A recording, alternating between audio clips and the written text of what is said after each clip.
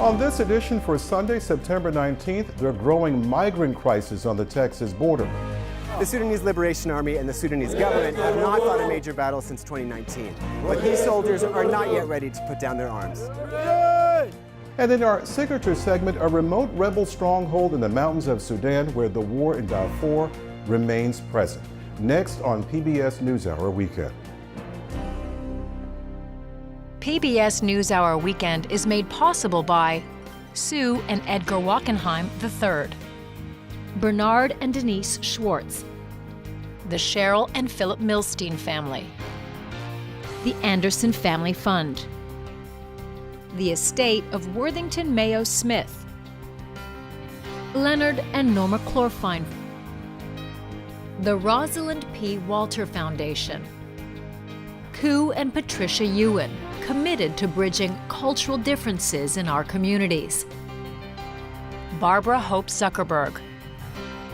We try to live in the moment to not miss what's right in front of us. At Mutual of America, we believe taking care of tomorrow can help you make the most of today. Mutual of America Financial Group, retirement services and investments. For 25 years, Consumer Cellular has been offering no-contract wireless plans designed to help people do more of what they like. Our U.S.-based customer service team can help find a plan that fits you. To learn more, visit consumercellular.tv.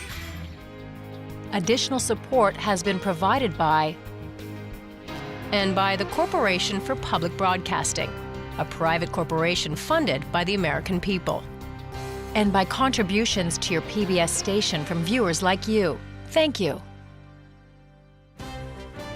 Good evening and thank you for joining us. I'm Michael Hill in for Hari Srinivasan. The United States began flying Haitian migrants who have converged on the U.S.-Mexico border back to Haiti today and blocked a river crossing point in what officials say is an effort to deter more migrants from entering the U.S. The Associated Press reports 3 flights bound for Port-au-Prince departed San Antonio, Texas this morning. Close to 15,000 migrants, many from Haiti, have crossed the Rio Grande River in the past week and settled in a makeshift camp under a bridge near the Texas town of Del Rio in what is quickly becoming a new border crisis. Texas Public Radio reporter Joey Palacios is covering the story from Del Rio, and he joined us earlier today. Joey, thank you for joining us. Tell us, where are you and what's behind you there? What we're looking at behind me is the border wall, and see that small entryway. That's where border personnel, Texas DPS personnel, are able to get back and forth to this migrant site. Now, the migrant encampment, which has upwards of 15,000 people right now, is maybe about a mile, 3/4 of a mile down that way. And, from here, you can see just agency vehicle after agency vehicle. We've seen buses coming in and out to bring people to CBP processing centers to have their asylum cases heard. This massive amount of people, they are all people hoping to get asylum within the U.S. The majority are from Haiti. And from what we've heard, some of these people have been in Mexico or in Central America or in Latin America for years, well before the recent earthquake, well before the assassination of Haiti's president.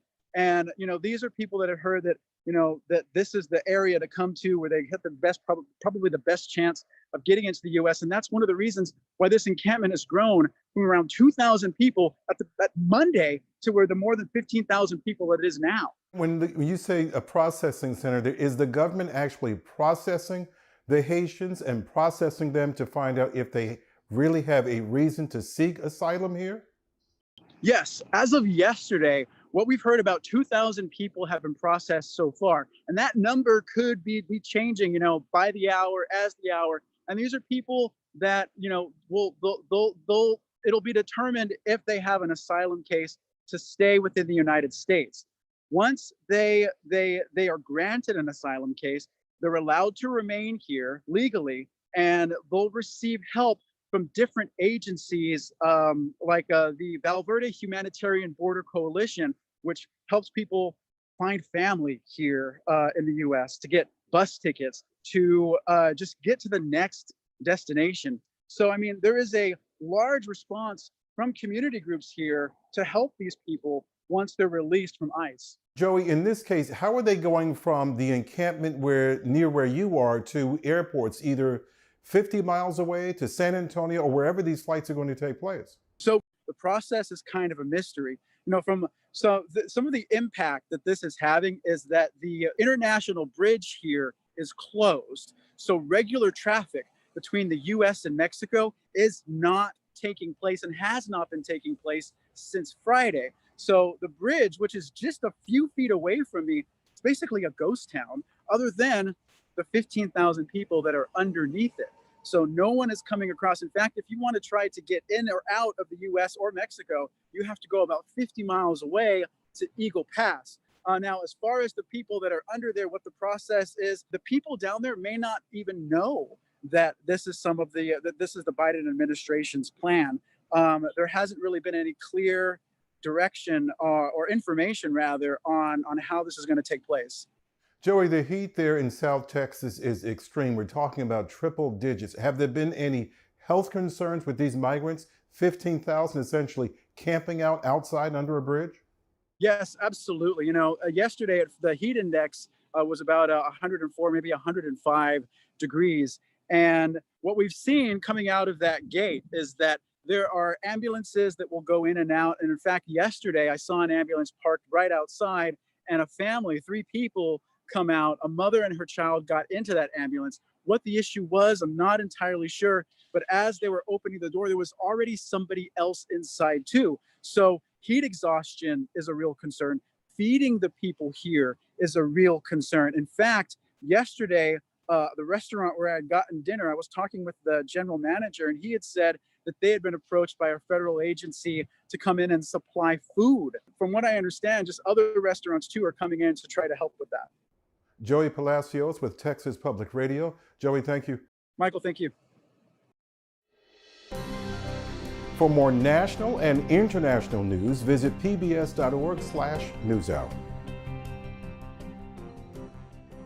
4 years ago tomorrow, Maria, a Category 4 hurricane with maximum sustained winds of 155 miles an hour, made landfall in Puerto Rico. The storm caused widespread devastation and sent thousands fleeing to the U.S. mainland and Central Florida, already home to an expanding Latino community.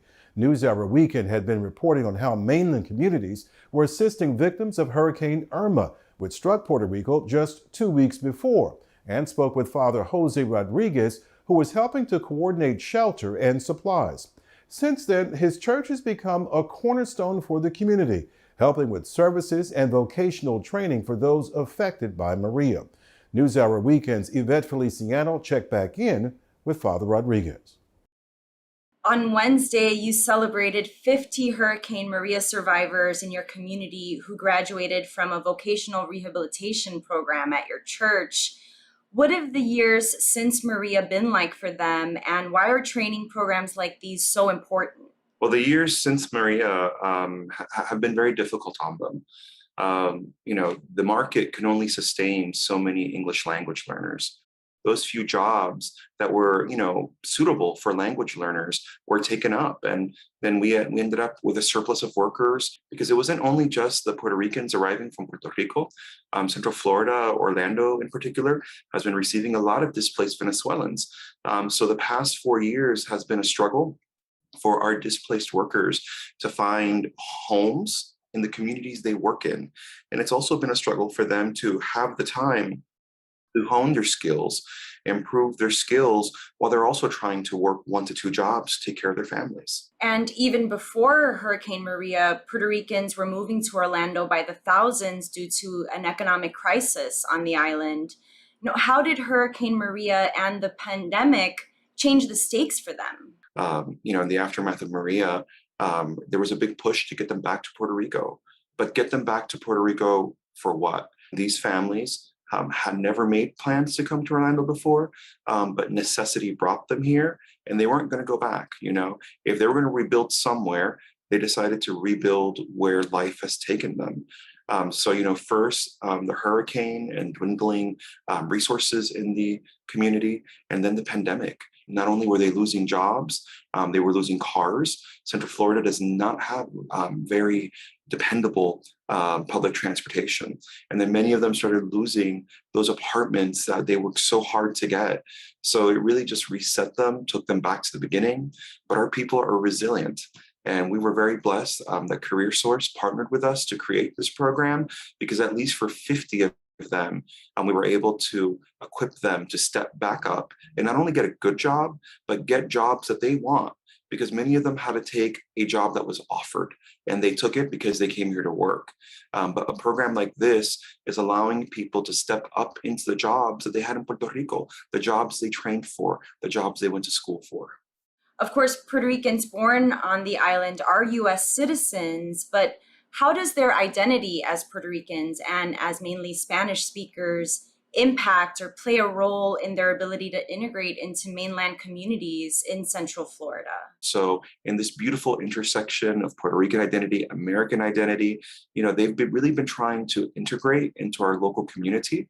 Luckily, there was a receiving Puerto Rican community to receive them, but sadly, we're up against facts. Many Americans do not know Puerto Ricans are U.S. citizens, and many of them hear our accents and confuse an accent with an inability to speak English. And we have to remember, these are adults who are very smart, they're U.S. citizens, but for a variety of reasons and biases in our community, they're often othered and left out. And this has added to the trauma of displaced Puerto Ricans in Central Florida. First, a federal government that wanted to push them back on the island, and then a receiving community that didn't fully understand the nature of the relationship between Puerto Rico, the United States, and also really didn't understand the connection between Puerto Rico and Orlando. Orlando is kind of like a Puerto Rico North. And after the hurricane, we were the #1 destination. After all, Florida does have the largest Puerto Rican population in the United States. Father Jose Rodriguez of the Episcopal Church of Jesus of Nazareth in Orlando, thank you so much for joining us. Thank you for having me.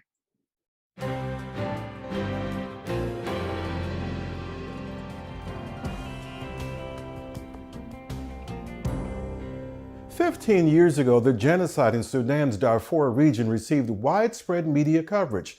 Today, the conflict there is largely forgotten. Sudan's former leader, Omar al-Bashir, who was accused of orchestrating the genocide, is now behind bars. But the situation on the ground remains unchanged for millions of Darfur's victims. Traveling by car, by donkey, and on foot, PBS NewsHour special correspondent Benedict Moran and video journalist Jorgen Samso visited a rebel stronghold in Darfur's remote Jebel Mara Mountains. There they found rebels unwilling to put down their guns and isolated communities for whom the war has never ended. For these rebel fighters in the Sudanese region of Darfur, the war against the capital is far from over.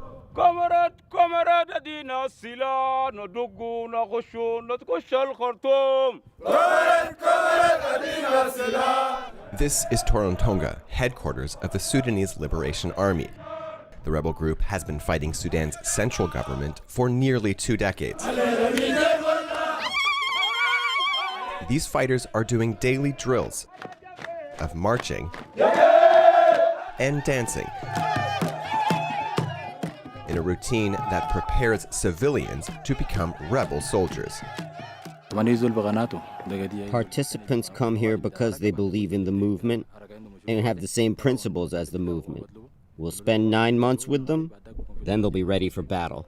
The first battle was fought in 2003 when the SLA launched a rebellion against Sudan's central government.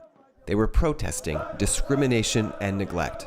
Omar al-Bashir, then Sudan's president, responded with brutal force, sending local Arab militias known as Janjaweed to attack civilians.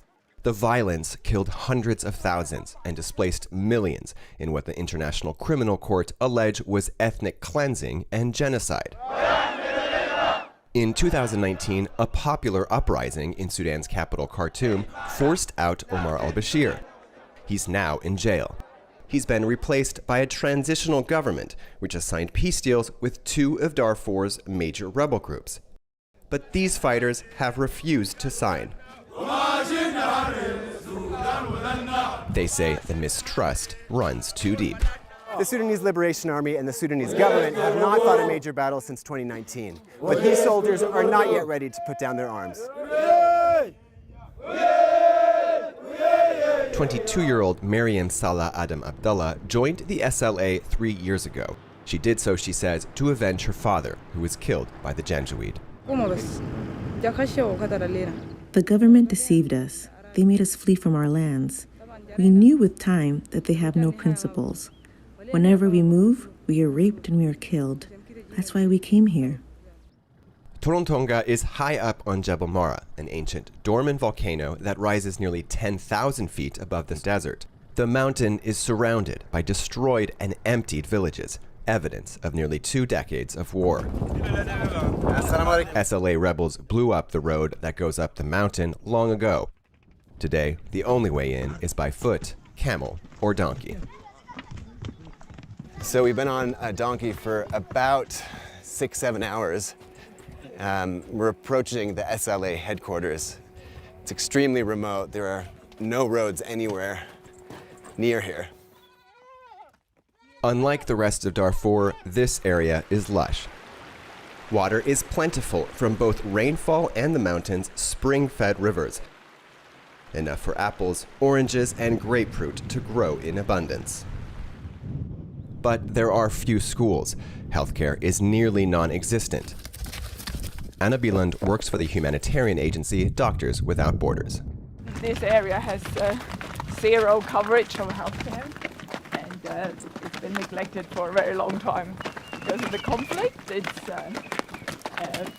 no NGOs or other actors have had access. Until Bieland opens up a new clinic that would provide a baseline of medical services in Torontonga later this year. Assalamu alaikum. Ismail Musa Ibrahim is the only medical worker for the area's 11,000 people, operating in this simple mud hut, treating up to 80 people a day, doing everything from a checkup to amputations, using simple, even medieval instruments. Sometimes cut it by the... He tells me sometimes I have to use this hacksaw to cut off legs and hands. Like many rebels here, Ibrahim says he experienced the disenfranchisement that was commonplace under the former government. The main reason I joined the rebellion is because of the lack of education. There were no facilities where we could study. Then the government came to destroy our village. There were no peaceful areas to go and study in. His village was destroyed in the widespread ethnic cleansing that occurred earlier in the war. The last time I saw my village is 20 years ago. I don't even know where it is exactly, but it's been wiped off the map, destroyed. Though they haven't signed the peace deal, the rebels are currently negotiating with Sudan's central government. But they say they are far from an agreement. Abdelgader Abdulrahman Ibrahim is the Sudan Liberation Army's head commander. All the armed movements that signed the incomplete peace agreement were not looking to help the needs of the vulnerable. They were acting in their own self-interest to fill their own pockets. Ibrahim says Sudan's old military, including elements that are implicated in war crimes in Darfur, still hold too much sway in the new government. He points to General Mohammed Hamdan Dagalo, also known by the name Hemeti, perhaps the most powerful individual in Sudan today. He is the leader of the Rapid Support Forces, a paramilitary organization created out of the Janjaweed, the Arab militias that have long terrorized these villages. Have things changed for you since the 2019 revolution? The armed militia that attacked the villages, they're headed by Hemeti. They are the people committing crimes against humanity. We didn't notice any change from the former regime and the transitional government. The Rapid Support Forces are the people who have authority. They are the ones who were told to eliminate Darfuri communities. Ibrahim and his soldiers are calling for compensation to Darfur's victims and for displaced Darfuris to be able to return home. But violence in Darfur is increasing, in particular along ethnic lines, threatening to put the region in conflict yet again. In January, more than 250 civilians, including 3 aid workers, were killed in inter-ethnic clashes. Dozens of homes were burned, and more than 100,000 people fled. Just weeks before the violence, the UN shut down its peacekeeping mission here, once one of the world's largest and most expensive.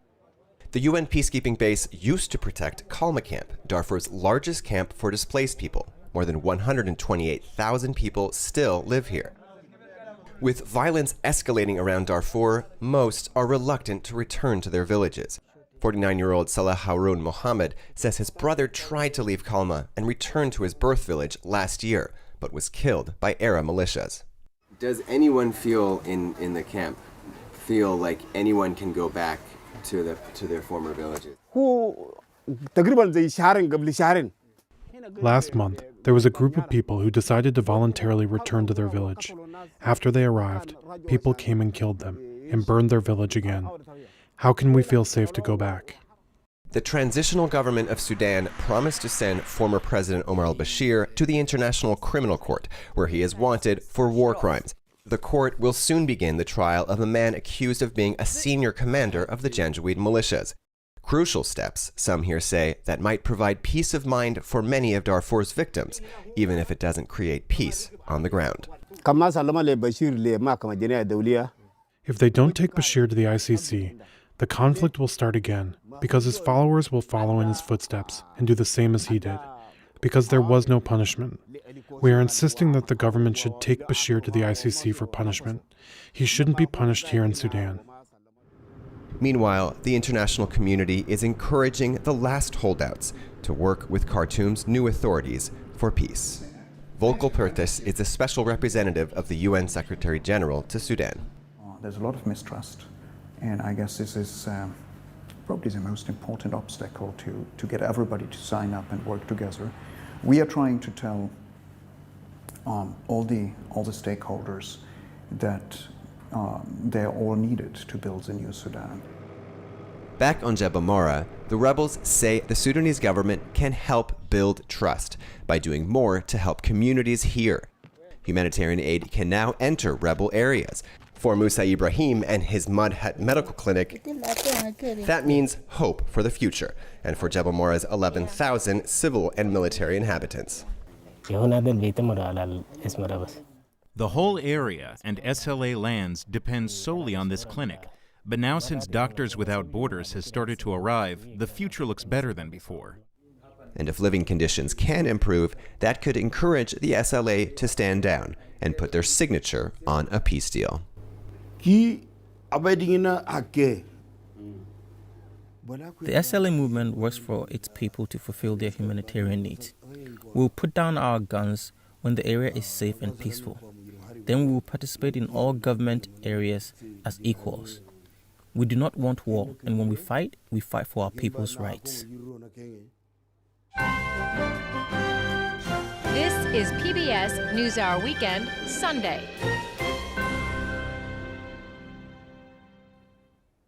Finally tonight, in Rwanda, hundreds of endangered gray-crowned cranes under threat from poachers and a loss of habitat are getting a second chance in a sanctuary in Kigali. They are refugees thanks to a veterinarian and conservationist who grew up hearing their calls. NewsHour Weekend's Yvette Feliciano has the story. In this sanctuary built just for them, gray-crowned cranes stroll and eat under the gaze of caretakers. So 6 years ago, there were more cranes in captivity, in people's house, in hotels, than they were in the wild. And what was happening is like many people really love cranes, but some people, they wanted to have them in their gardens. So there was a huge demand for illegal pet trade. The cranes, considered symbols of status and wealth, paid a price for their popularity. We've lost about 80% of the whole population in the last 5 decades.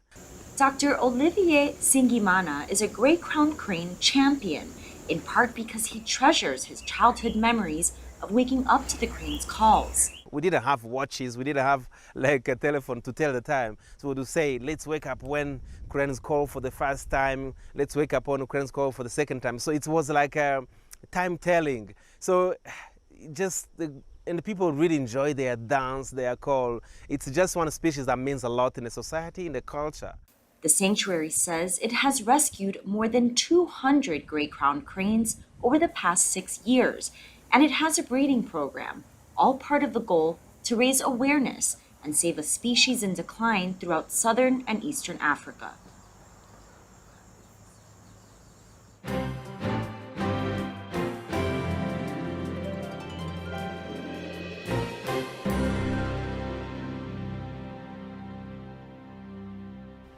That's all for this edition of PBS NewsHour Weekend. For the latest news updates, visit pbs.org/newshour.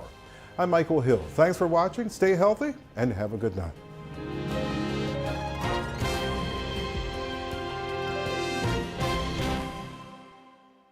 PBS NewsHour Weekend is made possible by Sue and Edgar Wackenheim III, Bernard and Denise Schwartz, the Cheryl and Philip Milstein family, the Anderson Family Fund, the estate of Worthington Mayo Smith, Leonard and Norma Chlorfine, the Rosalind P. Walter Foundation, Koo and Patricia Ewan, committed to bridging cultural differences in our communities, Barbara Hope Zuckerberg.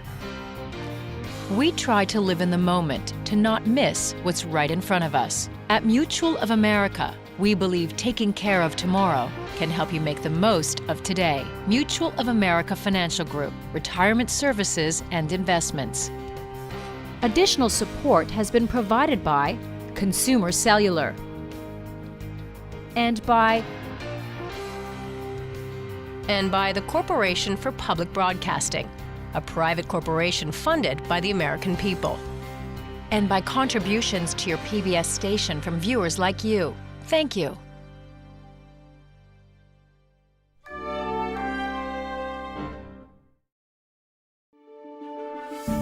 You're watching PBS.